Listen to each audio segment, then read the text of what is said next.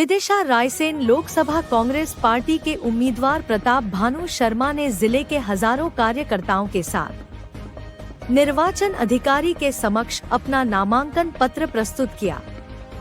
विदिशा से निजी वाहनों से कार्यकर्ता रायसेन पहुंचे और वहां जाकर सभी लोग एकत्रित होकर कलेक्ट ऑफिस पहुंचे बताया जाता है।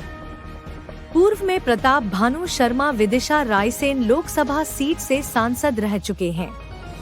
नामांकन पत्र जमा होने के बाद प्रताप भानु शर्मा ने कांग्रेस के कार्यकर्ताओं को बताया कि अब जनसंपर्क करने की आवश्यकता है और सभी कार्यकर्ताओं को अपने काम के प्रति वफादार होना चाहिए।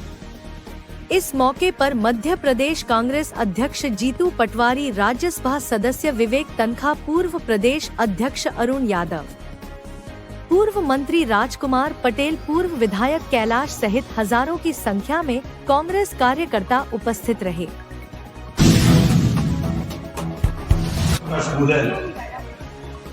तो 50 वर्ष पूरे हुए थे तो इंदिरा जी को बुलाया गया कि मैडम आप हमारे 50 वर्ष में चीफ गेस्ट बन के सुशोभित करें।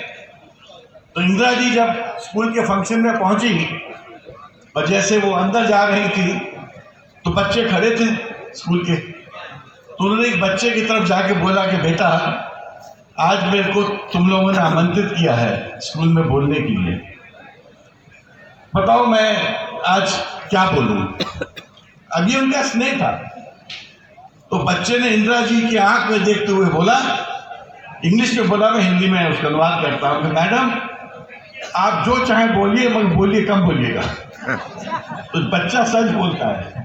मैं आपकी आंखों में भी वही देख रहा हूं कि तनखा साहब जो बोलना है बोलिए, कम बोलिए, सच के खत्म करिए। मैं विदिशा से परिचित हूं, विदिशा की पॉलिटिक्स से भी परिचित हूं, विदिशा के अन्याय से भी परिचित हूं। जो खड़े जो पूरा जो माफिया जो नर्मदा घाटी में जो ऑपरेट करता था उसके विरुद्ध लड़ाई हमारे ऑफिस ने लड़ी। एनजीटी से हम लोग ने उसको रुकवाया था।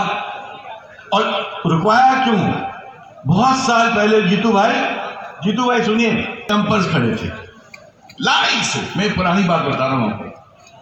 तो मैंने पूछा लोगों से कि भाई ये डंपर्स क्या यहाँ क्यों खड़े हैं? कहते सर ये सब अवैध डंपर्स हैं, प्रशासन के दम पे ये अवैध डंपर्स आते हैं, छूट सैंड उठा के ले जाते हैं। जब मैंने ये दृश्य देखा उसकी फोटो खिंचवाई और फिर वो फोटो मैंने अपने वकील मित्रों के माध्यम से एनजीटी को भिजवाई। उसके बाद पूरे खनन, अवैध खनन पे रोक लगाई गई। एक व्यक्ति को पूरा चांस देने के बाद जब उस व्यक्ति को उसकी पार्टी ने एक प्रकार से पूर्ण विराम देके रेस्ट करने को बोल दिया है कि एमपी बन जाइए और रेस्ट करिए, तो उसके बाद भी अगर आप नई व्यवस्था को नहीं लाओगे तो कब लाओगे? और मैं नई व्यवस्था